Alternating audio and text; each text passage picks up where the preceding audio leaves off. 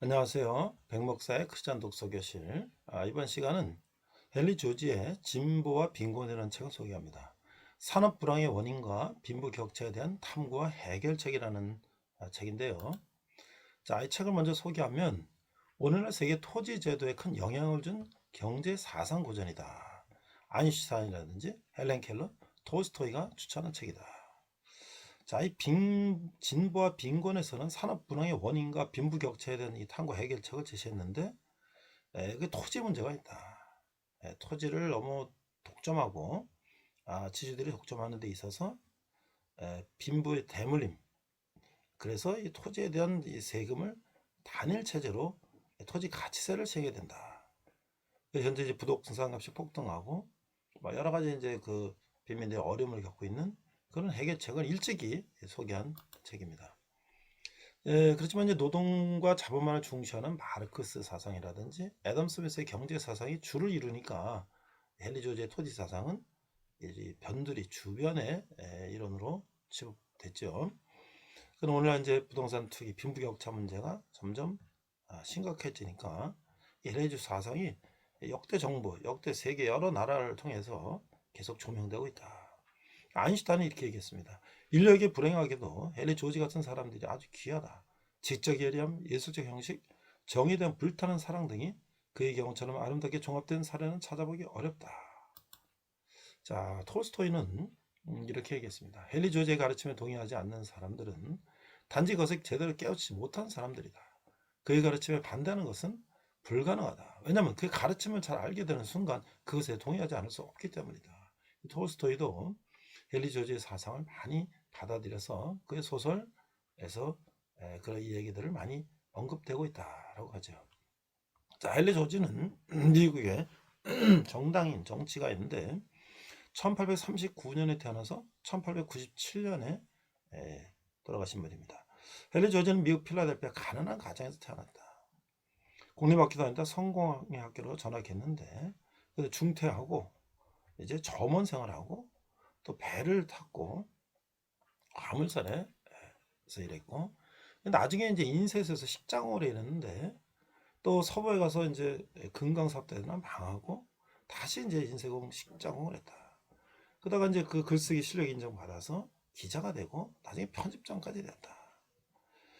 그러고 나서 이제 그는 뉴욕으로 가서 그 아일랜드 민족주의 운동 조직과 접촉하게 되고 또 강연도 하게 되고 노동기사단에 가입하고 여러 가지 정치 활동도 했는데 결국 뉴욕 시장 선거에 나서는 이제 2등을 했다. 그래서 결국 그 선거에 대한 여러 과로 후유증으로 인해서 뇌졸중으로 2번 쓰러졌는데 결국 58세로 이제 사망했다. 자, 헨리 조지는 가난한 집안에서 태어났지만 가난과 맞서 싸우면서 가난을 퇴치할 수 있는 방법을 연구했는데 그것이 진보와 빈곤이라는 책으로 발표돼서 세상에 알려졌다. 소개하고 있습니다. 우리 번역은 이종인 번역으로 되어 있습니다. 자, 목차를 보면 1권은 임금과 자본, 2권은 인구와 식량, 멜서스 이론도 이렇게 평가를 했죠. 분배의 법칙, 다음 4권 물질적 진보가 부의 분배 위치는 효과, 5권 문제 해결, 6권 해결책, 7권 해결책의 정당성, 8권 해결책의 적용, 9권 해결책의 효과, 인류 진보의 법칙, 그다음 결론 그다음 돼 있고요. 추천사는 헬렌 켈러라든지 루스벨트, 프랭클린 루스벨트 대통령이라든지 노벨 경제학 수상자인 밀턴 프리드만 같은 분들이 추천사를 썼어요. 자, 이 책 속으로 보니까 문명 세계를 괴롭히는 수수께끼는 이런 것이다. 왜 생산력이 가장 높고 부의 생산이 가장 대규모인 곳에서 빈곤이 발생하는가? 우리는 이제 이 수수께를 풀려고 한다. 빈곤을 생산력 감소 탓으로 돌린 멜서스 이론은 이 현상을 설명하지 못한다. 그런 모든 객관적 사실들과 일치하지 않는다. 이렇게 주장하고 있어요. 자, 그리고 그러나 우리가 사물의 근원과 자연스러운 선후 관계를 살펴보면 이거 자본을 우선하는 것은 역전된 순서이다. 자본은 맨 먼저 오는 것이 아니라 맨 나중에 오는 것이다. 자본은 노동의 사용자가 아니라 실제로는 노동에 의한 고용되는 것이다. 노동은 활동적인 최초의 힘이고 따라서 자본의 사용자가 된다. 노동으로 토지를 상대로 투입될 수 있고 부로 변모시킬 수 있는 물질을 끄집어내는 것은 토지가 있어야 되거든. 그래서 이제 토지가 중요한데, 이 토지로 인해서 이 지대, 이 땅값이죠. 또는 토지 가치의 투기적 상승을 산업 불황의 근본적인 이것도 1차적인 원인으로 지목하면서 이것을 이제 강조했다는 거죠. 그래서 이런 산업 불황은 갑자기 오는 것처럼 보인다. 처음에는 발작의 특성을 보이다가 곧이어 탈진과 같은 무기력 상태에 도달한다. 모든 것이 정상적으로 돌아가고 상업과 산업이 활기차게 확장해 나가다 갑자기 마른 하늘에 벼락처럼 충격이 온다. 은행이 도산하고 큰 제조업체와 상인의 부도가 나고 충격이 전 산업에 퍼져나가는 것처럼 실패에 실패가 뒤따르고 온 사방의 노동자들은 해고가 되고 자본은 이윤 없는 유가증권으로 전락한다. 자, 그래서 이제 인간에서 땅에 속한 것을 모두 빼앗아 버린다는 면, 그는 단지 육체가 떨어져 나간 정신에 불과하다. 물질적 진보는 우리가 토지에 의존하여 살아가야 한다는 사실을 변경시키지 못한다. 물질적 진보는 땅에서 부를 생산하는 능력을 향상시킬 뿐이다. 그래서 따라서 토지가 독점되면 그것은 임금을 높여주지 않고 노동력밖에 없는 사람의 생활 조건을 개선시키지도 않고 이런 독점이 한없이 계속될 것이다. 그것은 토지 가치를 계속 상승시키고 토지를 소유한 사람들의 힘은 더욱 강하게 만들어질 것이다. 그래서 이제 이 토지의 독점의 문제를 얘기했죠. 이 사회 악을 제거하는 데는 단 한 가지 방법밖에 없는데 그것은 원인을 원천적으로 제거하는 것이다. 부가 증대하는데 빈곤이 심화하고 생산력은 높아지는데 임금은 줄어든다. 그 이는 모든 부의 원천이며 모든 노동의 터전인 토지가 독점되어 있기 때문이다. 라고 얘기를 하고 있는 거예요. 문명국가에서 부의 불평등한 분배가 계속 나타나고 물질적 진보가 계속될수록 불평등이 점점 심화되는 현상은 왜 그런 것인가? 그것은 소수의 개인들이 토지 소유권을 그들의 손에 집중시키고서 노동과 자본의 생산한 부를 가져가는 힘을 더욱 집중시키기 때문이다. 그렇게 설명하고 있죠. 자, 그래서 이 토지에 대한 이야기는 우리 성경에서 나오는 희년, 7년 안식년이 7번 되는 50년째 다시 모든 것을 다시 돌려주는 희년 사상에 기인한 것인데 출판사에서 이렇게 평가하고 있습니다. 헨리 조지의 집필 경리는 헨리 조지는 식자공 생활을 했는데 인쇄에서 만난 단 늙은 식장으로부터 도시는 매일 발전하는데 왜 우리 노동자들이 이렇게 가난하게 살까 하는 한탄한 소리를 듣고서 이런 생각을 시작했다라는 것이죠. 사람들이 다 같이 가난을 고통받는다면 그나마 덜 괴로울 텐데 왜 어떤 사람은 아주 잘 살고 어떤 사람은 아주 열심히 일해도 가난하기만 할까 하는데 의문을 품었다.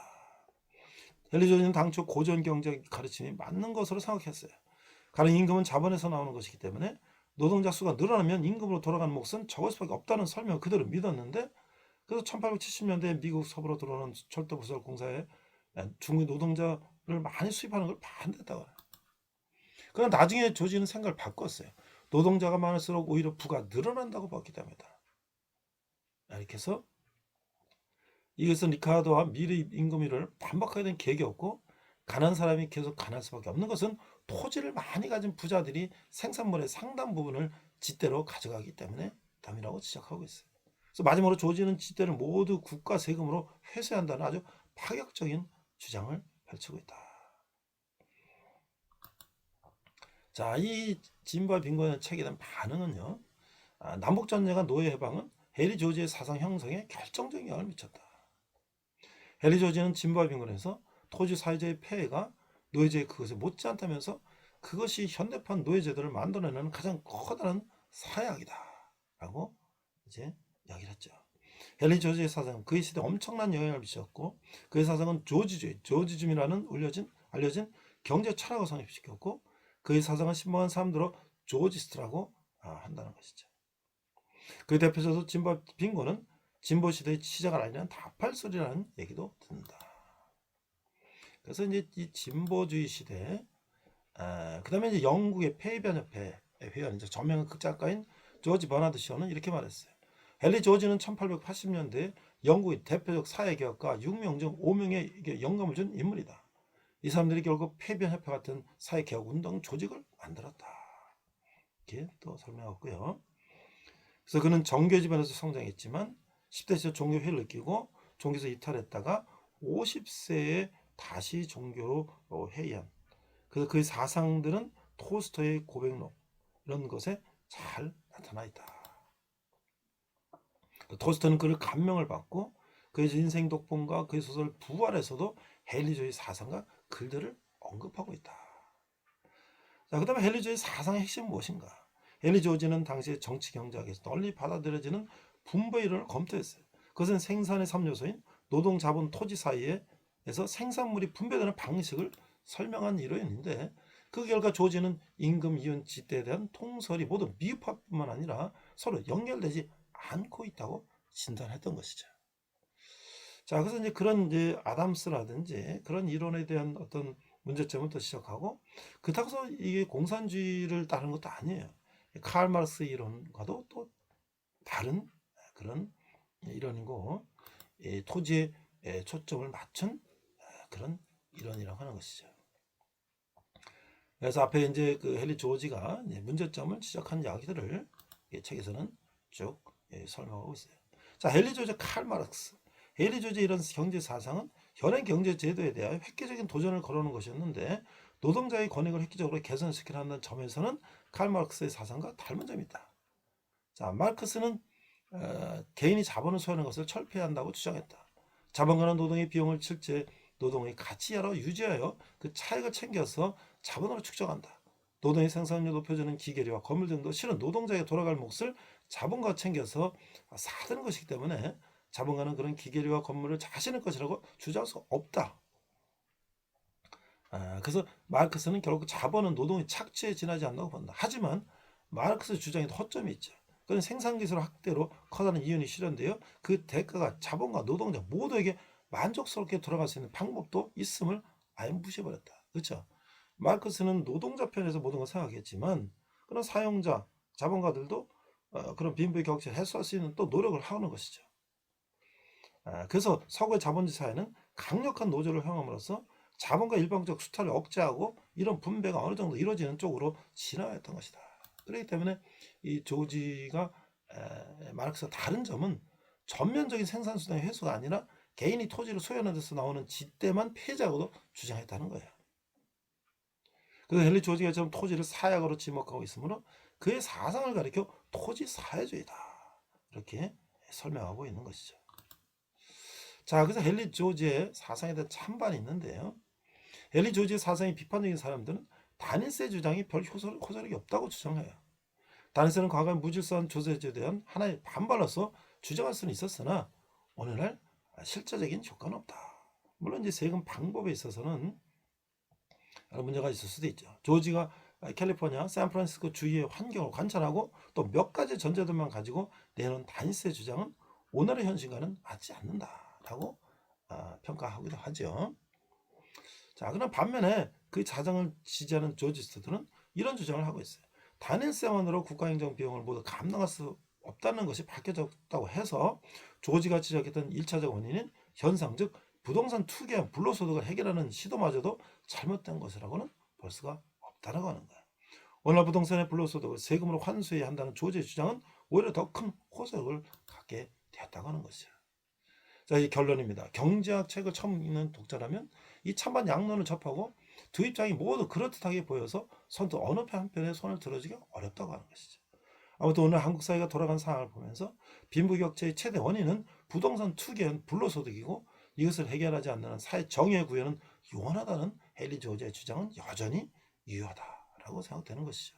그래서 많은 나라들이, 세계 많은 나라들이 토지 공개념이라는 것, 또 이 토지에 대한 독점을 규제하고 어떤 그 토지 상승에 의한 집가 상승에 의한 부의 대물림, 또 이 가난의 대물림을 방지하는 그런 노력을 하는 것에 있어서 이 헨리 조지의 사상은 상당히 큰 기여를 하고 있다.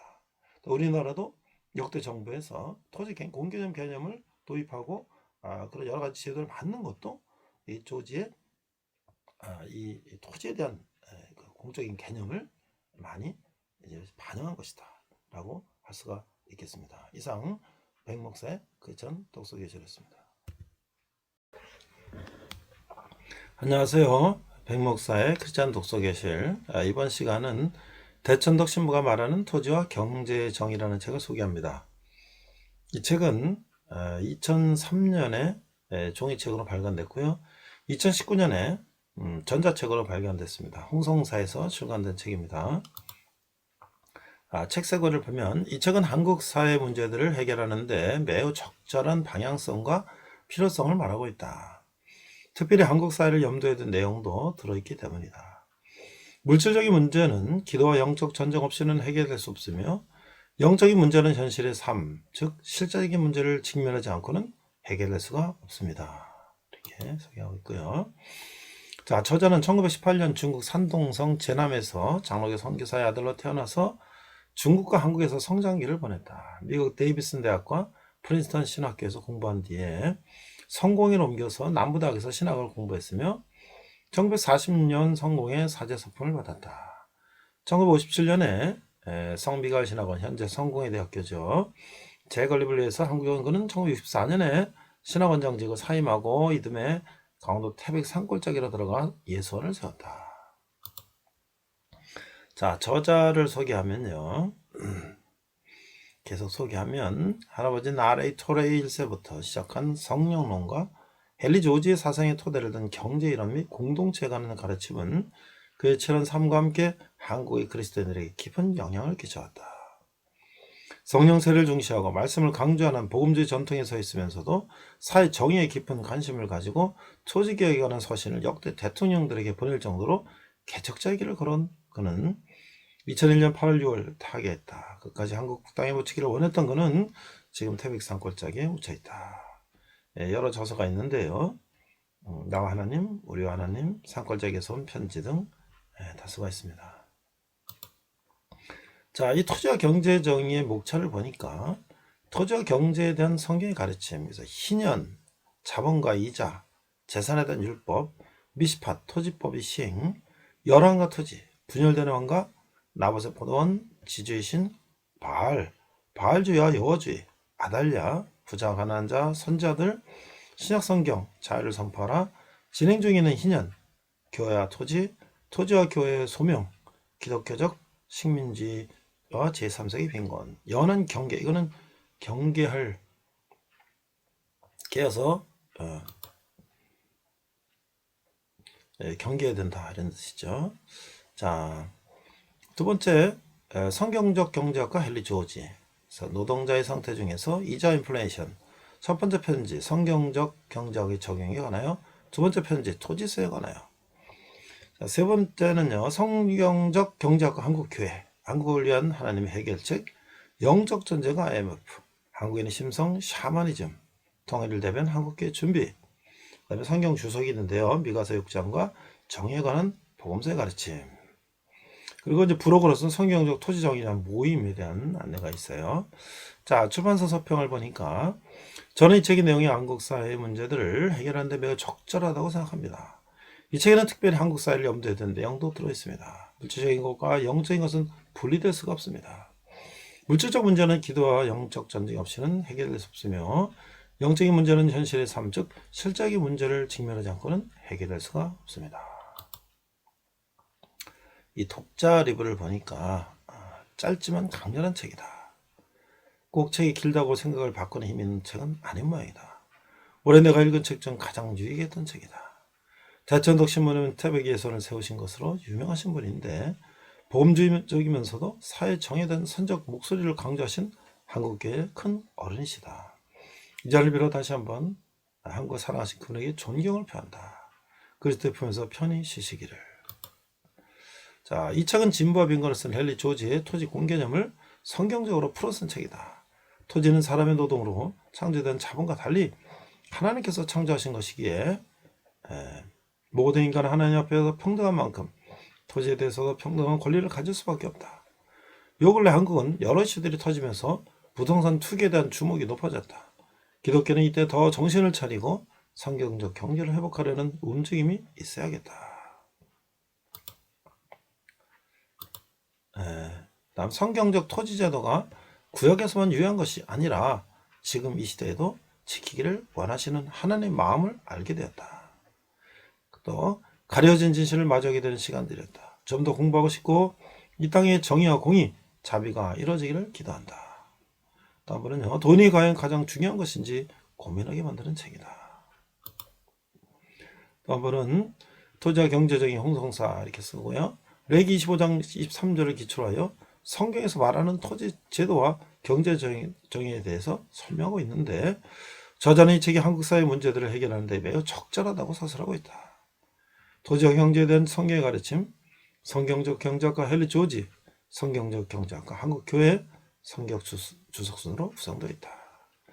자, 이 헨리 조지의 진보와 빈곤이라는 책에서 이 토지 정의, 구약에서 말한 희년의 토지를 다시 되돌려주는 그런 제도를 오늘날 어떻게 토지 공개념이라는 것으로 또 토지 단일세라는 것으로 그것을 순화할 수 있을까를 연구한 것이 헨리 조지의 진보와 빈곤이라면 이 대천덕 신부님의 토지와 경제 정의는 그가 한국에서 평생을 살면서 한국 사회를 잘 꿰뚫어 보고 또 헨리 조지의 토지에 대한 정의를 한국 사회에다가 적용하는 그런 책이라고 생각이 됩니다. 우리가 한번 같이 읽어보고 토지에 대해서 함께 노력했으면 좋겠습니다. 이상 백목사의 크리스천 독서 기술이었습니다.